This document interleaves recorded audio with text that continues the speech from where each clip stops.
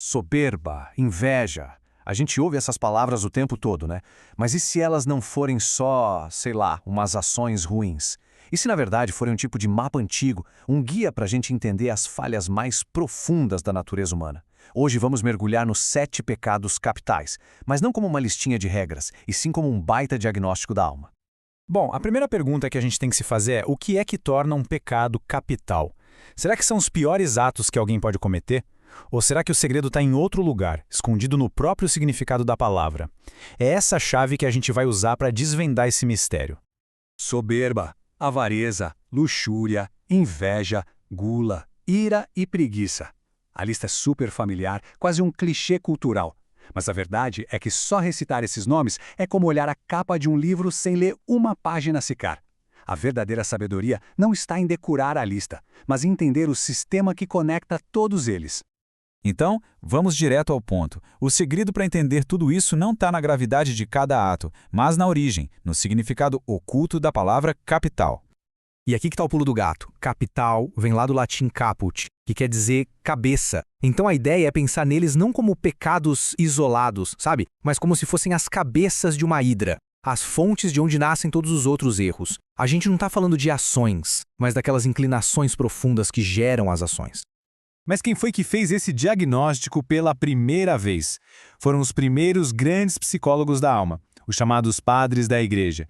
Para eles, isso não era só um erro moral, eram verdadeiras doenças espirituais, e eles se dedicaram a fundo para entender os sintomas e as causas de cada uma.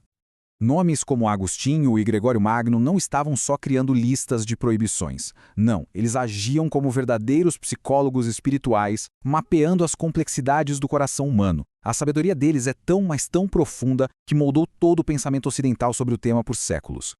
E aqui a gente chega no coração do diagnóstico deles. Uma ideia que é simplesmente brilhante e até meio contraintuitiva. Para esses pensadores, a raiz de todo pecado não é o ódio, é o amor. Isso mesmo, o amor. Mas, especificamente, um amor que se desordenou, que foi direcionado para o alvo errado ou com a intensidade errada. Certo. Então, se o problema é o amor desordenado, qual é a desordem fundamental? Qual é a primeira peça do dominó que cai e derruba todo o resto? Para todos esses pensadores, a resposta era unânime, sem dúvida nenhuma. A soberba. Ela é a raiz de onde todo o resto cresce. O que isso quer dizer na prática? Significa se ver como a fonte de todo o bem, como o centro do universo. É levar a autossuficiência ao extremo, uma verdadeira declaração de independência da alma em relação a qualquer coisa fora dela mesma. Santo Agostinho resumiu essa ideia com uma precisão que chega a assustar: o amor de si, levado até o desprezo de Deus. Repara na progressão. Não é só ter autoestima. É um amor próprio que cresce tanto, mas tanto, que se torna um desprezo ativo por qualquer coisa maior que o próprio eu. É uma inversão total de prioridades. E isso nos leva a uma conclusão. Uau, impressionante. Se a soberba é colocar a própria vontade acima de tudo, então, no fim das contas, todo e qualquer pecado se torna uma forma de soberba.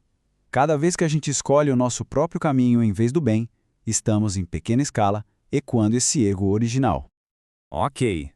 Se a soberba é a raiz, como é que ela se manifesta? Ela se ramifica nos outros pecados, e cada um deles representa uma face diferente desse amor que se voltou para si mesmo. Vamos dar uma olhada nesses diagnósticos em detalhes. Olha só a precisão desses diagnósticos.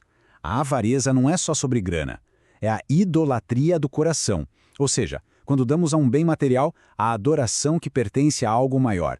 A luxúria é vista como a carne governando o espírito, uma rebelião do corpo contra a razão.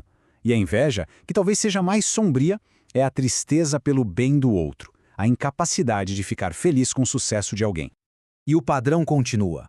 A gula é a submissão do espírito ao ventre. A ira, um fogo que consome a razão. Mas vamos focar um pouquinho no último, que muita gente entende errado. A preguiça, ou como os antigos chamavam, assídia, é diagnosticada como tristeza diante do bem espiritual. Isso vai muito além da preguiça de levantar da cama, gente. É um cansaço existencial, uma aversão àquilo que é bom. Essa citação de Evagrio Ponte com um monge lá do deserto é genial. Ele chama a assídia de demônio do meio-dia. Quem nunca sentiu aquela apatia no meio do dia, aquela sensação de qual o sentido de tudo isso? É um tédio profundo que nos leva a fugir dos nossos deveres mais importantes. Um pecado muito mais sutil e talvez muito mais moderno do que a simples preguiça. Certo, o diagnóstico está feito. Mas e a cura? Para encontrar a resposta, a gente precisa sair da teoria e ir para o campo de batalha. Vamos lá para o deserto, onde os primeiros monges cristãos não ficavam só pensando sobre esses pecados. Eles combatiam cada um deles, cara a cara, todos os dias. No silêncio absoluto do deserto, sem nenhuma distração, a batalha interior se tornava a única realidade. A soberba e a assídia não eram mais conceitos abstratos, eram inimigos reais, palpáveis. E para sobreviver, eles desenvolveram um verdadeiro manual de combate para a alma. Então, como é que eles combatiam a raiz de tudo, a soberba, com o seu oposto direto, a humildade na prática? A obediência quebrava a vontade própria. Confessar os pensamentos impedia o auto-engano. E aceitar humilhações era o exercício máximo para matar o ego antes que ele matasse a alma. E para a luxúria, a estratégia era atacar em duas frentes.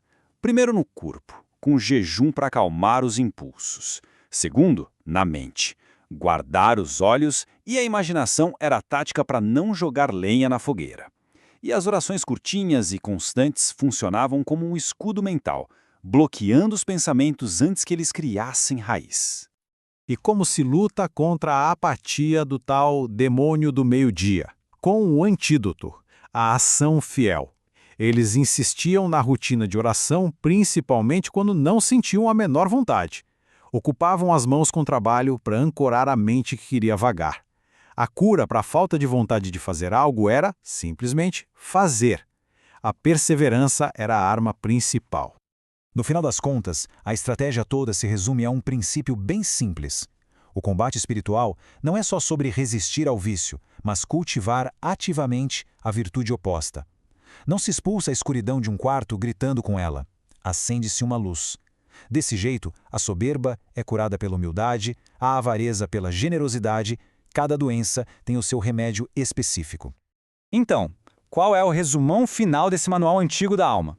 Primeiro, pecados são doenças, não falhas de caráter. Segundo, as virtudes são os remédios. Terceiro, a luta é uma maratona diária, é pessoal. E por último, um ponto crucial para esses pensadores. Eles acreditavam que a cura não começava pela força de vontade, mas ao aceitar uma ajuda que vinha de fora, o que eles chamavam de graça. E tudo isso nos leva a uma última pergunta, né? Se esse diagnóstico tão antigo da alma ainda faz sentido, qual seria a principal doença do nosso tempo? Será que vivemos na era da soberba, com essa obsessão toda pela autorrealização? Ou, quem sabe, na era da assídia, com esse tédio que parece não ter fim e essa busca maluca por distração? Ou será que é a avareza de uma cultura que só pensa em consumir? Parar para pensar em qual desses pecados mais nos define hoje, nossa, isso pode revelar muito mais sobre a nossa sociedade do que a gente gostaria de admitir.